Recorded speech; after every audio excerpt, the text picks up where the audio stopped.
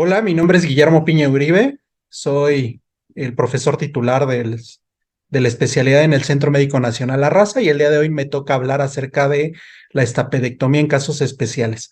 Vamos a recordar algunas cosas. Primero, la definición de otoesclerosis. Sabemos que es una distrofia ósea de la cápsula óptica y es una enfermedad otológica que está caracterizada por hipoacusias de transmisión sensoriales o mixtas. Es muy importante que nosotros, para ver esos casos especiales de los que les voy a hablar, hagamos una evaluación inicial perfecta. ¿Cómo identificamos un paciente con otoesclerosis? Principalmente son mujeres, predominantemente tienen una hipoacusia que suele ser bilateral, pueden tener un fenómeno que se llama paracusia de Willis, donde tenemos una hipoacusia que mejora en ambientes ruidosos, o podemos tener una paracusia de Weber, que es una hipoacusia que empeora con la masticación.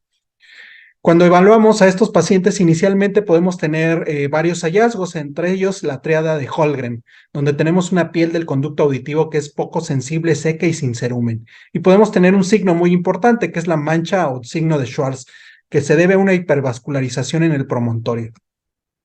Debemos recordar que para estos casos especiales tenemos que tener en cuenta un concepto muy importante que se llama la reserva coclear. Denominamos reserva coclear a la cantidad de función auditiva que permanece indemne, o sea, o sin ninguna alteración, en la actividad del conjunto cóclea, vía acústica y córtex. Nosotros tenemos que evaluar muy bien estos pacientes para poder determinar si son candidatos o no a una estapedectomía. Sabemos que en esta evaluación inicial podemos tener datos audiométricos especiales. Podemos tener patrones audiológicos como la forma típica de Polixer-Siebermann, la otoesclerosis del Hermoyés o la otoesclerosis coclear de Manasse. Voy a poner algunos ejemplos. En la de Politzer-Siebermann es donde tenemos un mayor déficit auditivo en las frecuencias graves. Aquí podemos tener una cosa que se llama el nicho de Carhart. Hay varios estudios donde muestran que esta no tiene ninguna significancia para el diagnóstico de una autoesclerosis. Debemos también tener en cuenta la forma clínica del Hermoyés, donde tenemos una forma o una hipoacusia conductiva pura. Y tenemos también la más temida o la enfermedad o la autoesclerosis coclear de Manasse, donde tenemos una hipoacusia sensorial. Sabemos que estos pacientes no son candidatos a ninguno de estos procedimientos quirúrgicos. Debemos tener en cuenta que en la evaluación inicial debemos tener o evaluar la logoaudiometría, donde son pacientes que tienen una buena conducción o una buena discriminación, aquellos que tienen su rango entre 40 y 80 decibeles en estas pruebas. Es importante que estos casos especiales hagamos impedanciometría. Es la recomendación que yo hago en todos los pacientes que vayan a operar. Tenemos también el fenómeno on-off, que es un valor predictivo positivo en padecimientos de otoesclerosis. Sabemos que conforme va avanzando la enfermedad, estos pacientes pueden tener la presencia de un reflejo estapedial presente y después pueden estar ausente justamente por la calcificación que va formando. En los casos especiales, yo recomiendo realizar a todos los pacientes una tomografía computada. Debemos de buscar la presencia de estos cuerpos o de estas formas activas de la autoesclerosis o autoespongiosis. Nosotros vamos a ver que en estas tomografías podemos tener el signo del doble riel y eso lo podemos ver principalmente en las vueltas basales de la cóclea. Es muy importante que nosotros veamos en pacientes que ya han sido operados los resultados que tuvieron y hacer tomografías. Este es un ejemplo muy claro de un paciente que tengo. Si ustedes ven en la parte inferior, podemos ver el martillo, el yunque, el estribo y en la parte inferior se ve la prótesis de estapedectomía que está extruida. Ya tiempo después me enteré que lo que había pasado es que al hacer la cirugía se les perdió la prótesis y ahí es donde la encontramos. Esa es la utilidad de la tomografía, ver el estado actual de la enfermedad y ver cómo ha quedado esa prótesis si es que ha tenido una estapedectomía previa. Es muy importante que a los pacientes que tengamos o que aprovechemos el recurso que es la endoscopía, podamos identificar todas las estructuras que tenemos dentro del oído. Es muy importante que el cirujano en estos casos especiales pueda identificar todas las estructuras que conforman el oído medio, desde el trayecto del facial, la eminencia piramidal de donde sale la salida del tendón del estribo, donde veamos cómo están las cruras, la distancia que tenemos entre las cruras y el nervio facial, el tamaño de la platina, esto con la finalidad de que nosotros podamos realizar una estapedectomía adecuada. Debemos de recordar que tenemos varias técnicas quirúrgicas, la tradicional donde hacemos un legrado de la pared posterior, retraemos la cuerda del tímpano y hacemos este curetaje del hueso timpanal hasta localizar la apófisis piramidal con el objeto de buscar el espacio necesario para ver el sitio de inserción de la prótesis. Si se fijan, nosotros antes de realizar esta cirugía hacemos una movilidad de toda la cadena. Ahí podemos identificar las estructuras, tanto el trayecto del nervio facial y el sitio donde vamos a colocar la prótesis de esta pedectomía. Es muy importante que ustedes tengan un espacio adecuado para la colocación de esa prótesis, que identifiquen bien cómo está la platina, porque podemos también tener platinas flotantes o platinas que se hunden y que pueden causar un gran problema. Nosotros tenemos estas ventajas con la cirugía endoscópica, donde podemos tener un amplio margen, una mejor visión. Obviamente, hay escuelas donde se prefieren la microscopía a la endoscopía. ¿Sí? Yo prefiero la microscopía todavía. ¿Qué observaciones técnicas tenemos para la estapedectomía en estos casos especiales? Es muy importante hacer un colgajo timpanomeatal amplio para evitar perforaciones, que es una de las complicaciones frecuentes en la gente que está iniciando este tipo de cirugías. Hay que cuidar la integridad de la cadena osicular al legrar la pared posterior. Es muy frecuente que cuando están legrando esta pared llegan no miden la fuerza y pueden tener una luxación de la cadena.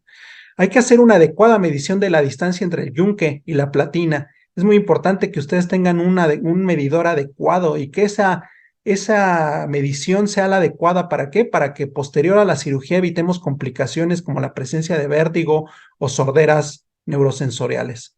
Hay que hacer una correcta infiltración para evitar el sangrado en el campo quirúrgico. Recuerden que nosotros cuando hacemos este tipo de cirugías, un sangrado mínimo en un campo tan pequeño pueden causar grandes problemas o nos puede impedir la visualización.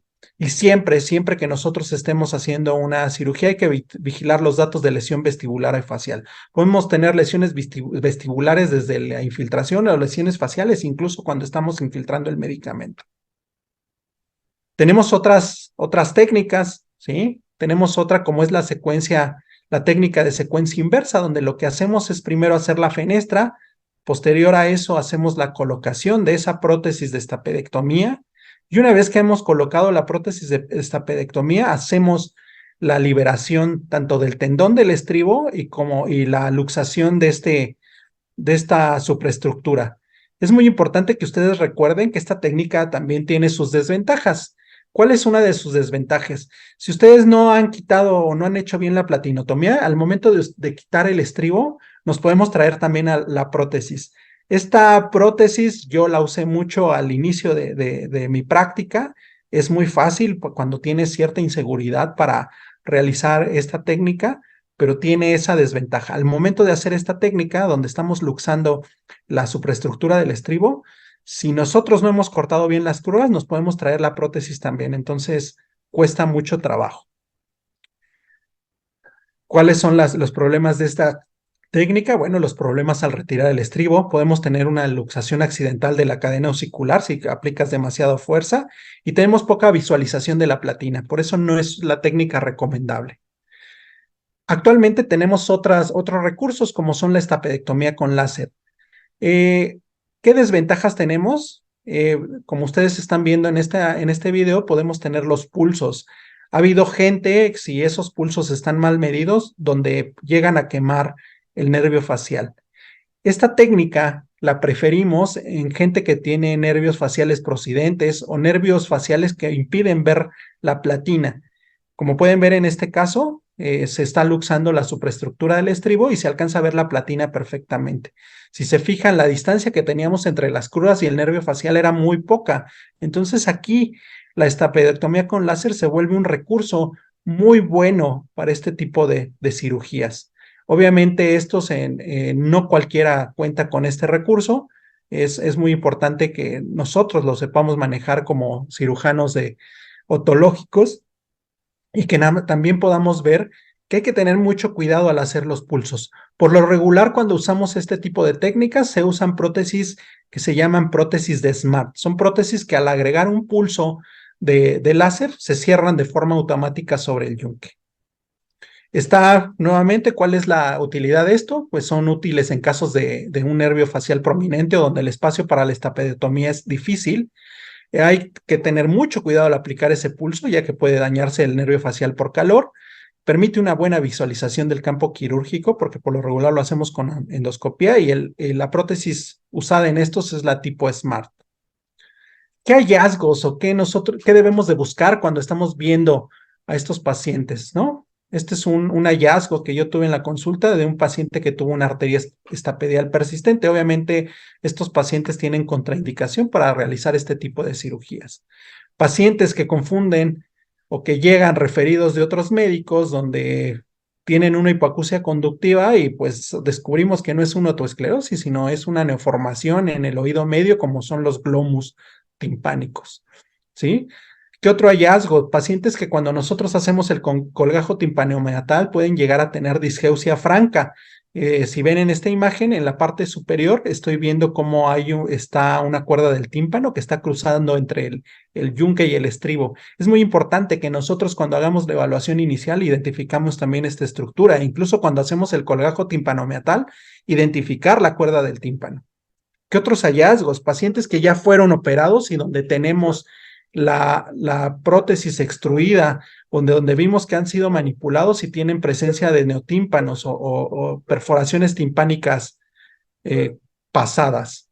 Pacientes que tienen extrusión de ese tipo de prótesis, como este caso de una Schüttneck que estaba fuera de la membrana timpánica. Todo esto debe de evaluarse cuando se está revisando al paciente. Es muy importante que la evaluación inicial sea lo más importante en el caso de casos difíciles o casos especiales de esta pedectomía. Podemos también tener pacientes que no saben qué fue el procedimiento quirúrgico que les realizaron y lo que descubrimos es que tuvieron una osiculoplastía, como este caso. Este es un paciente que le pusieron una prótesis de TORP. Lo que estamos viendo es el pedazo de fascia y por abajo está la prótesis de TORP. O pacientes que tienen también una hipoacusia conductiva y lo que tienen realmente es un colesteatoma del oído medio. Es muy importante, nuevamente, y lo vuelvo a repetir, que nosotros hagamos una buena evaluación inicial. ¿Qué hallazgos tenemos? En el paciente que teníamos extruida la prótesis, podemos tener esto: prótesis completamente dobladas y con pedazos del yunque adheridos a uno de sus extremos. Cuando esto lo tenemos o cuando tenemos una luxación del yunque, o más bien tenemos una decapitación de la rama larga del yunque, podemos tener varias herramientas. Esta es una imagen de un paciente donde únicamente tenemos la superestructura del estribo y en vez de yunque tenemos un ligamento.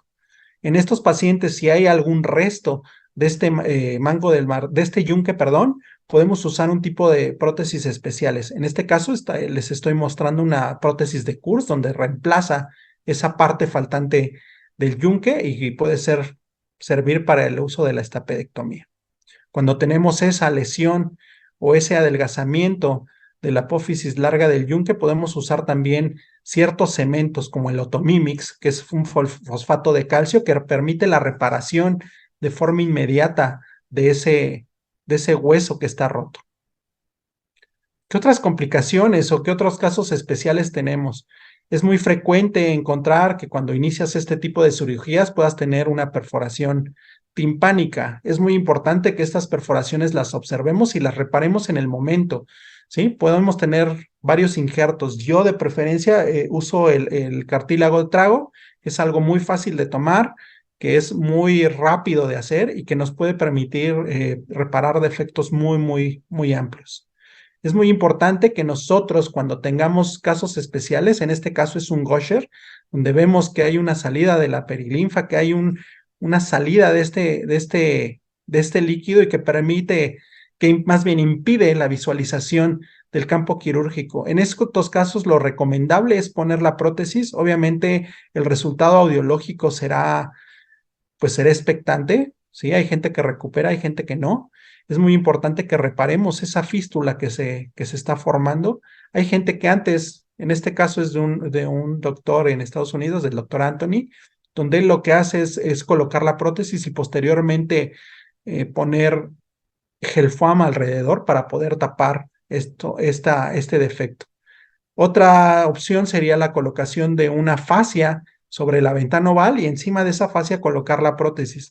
Es muy importante que estos pacientes posterior a este evento lo manejemos como se maneja una fístula, ¿sí? La colocación de un catéter, el uso de ciertos diuréticos como la inhibidores de la anhidrasa carbónica, como es la cetazolamida, que son diuréticos ahorradores de potasio, que se dé el manejo como de una fístula. Estos pacientes tienen que quedar hospitalizados y bajo observación. Nuevamente, los resultados audiológicos no serán los esperados. Eso es algo que se tendrá que ver posteriormente, pero esta es una complicación muy, muy grave. ¿Cuál es la finalidad de todo esto que les estoy contando? De todos estos casos donde podemos tener arterias faciales presentes, presencia de glomus, perforaciones. La finalidad es esto, tener un paciente que ha recuperado la audición. Como conclusión de este trabajo, les quiero decir que es fácil establecer el diagnóstico de esclerosis. Todos los casos difíciles requieren de una valoración inicial importante, detallada, buscando cualquier cosa que pueda complicar nuestra cirugía. La cirugía de estapedectomía es una cirugía de detalles donde se requiere el conocimiento de toda la anatomía del oído medio. Y los resultados son inmediatos, como lo vieron en el video que les acabo de mostrar de una de mis pacientes. Y lo mejor, y hay que lo tengan presente, que es una cirugía que tiene o puede tener complicaciones muy graves, parálisis faciales, fístulas, perforaciones. Eso sería todo de mi parte. Muchas gracias, me quedo a sus órdenes. Nuevamente, Guillermo Piña Uribe.